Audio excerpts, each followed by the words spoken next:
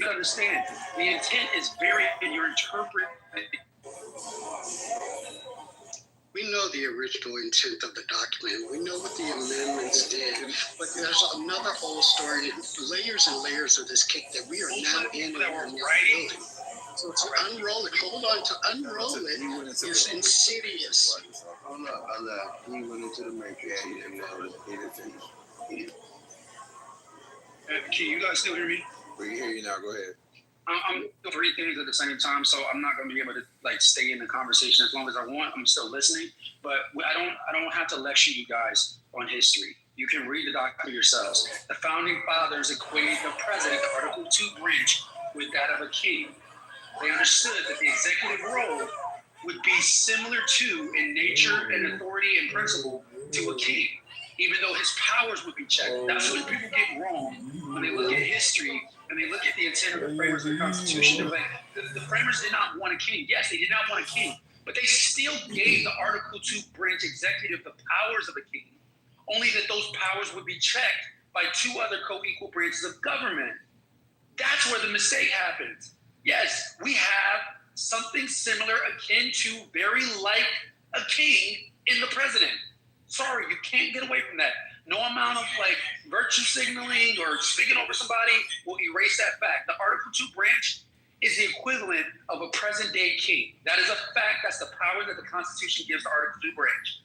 But it also gives powers to Article 1 and Article 3 branches to check that power. Now, if the Article 1 and Article 3 branches decide to cede those powers, which we know they have, to the Article 2 branch, you're going to see a larger expansion of executive authority, and more and more and more, the president will look, feel, and act like a king because those branches gave him those powers.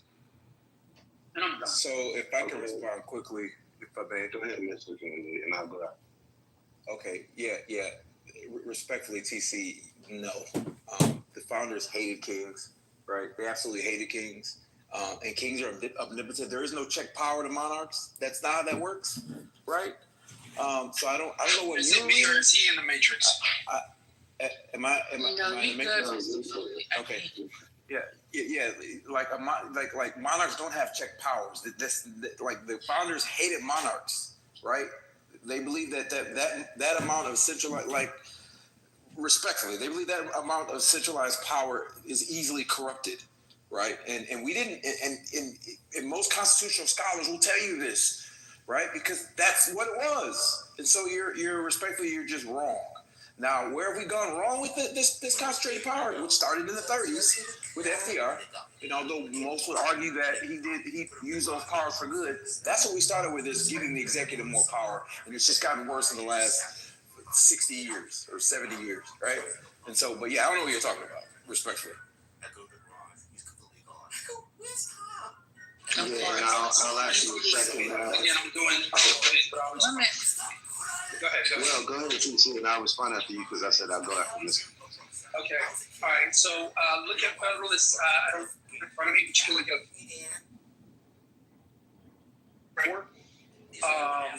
Where you hear the author, who's Alexander Hamilton, speaking specifically about the authorities and the powers of the president, and giving those authorities, giving those powers akin to that of a king.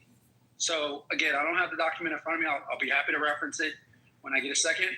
But yes, those authorities were discerned what should be the powers of the president. The power should have the president. The president should have the power to pardon and to grant pardons that are irreversible and unchecked by another branch, because the king had this power. The president should have the authority as commander-in-chief of the military, because the king has this authority. They were given direct relationship between what power they give to the executive relative to the powers that the king has. Point of order. Lisa, they gave a strong executive. Lisa, you are needed. Lisa, can you hear me? Lisa, emergency. I'll yield to you, G. I got the edge. Okay, I hear you, but I hear other people talking. What's up? You're needed in the another room. Okay, cool. Thanks. I'm sorry, guys. Go ahead.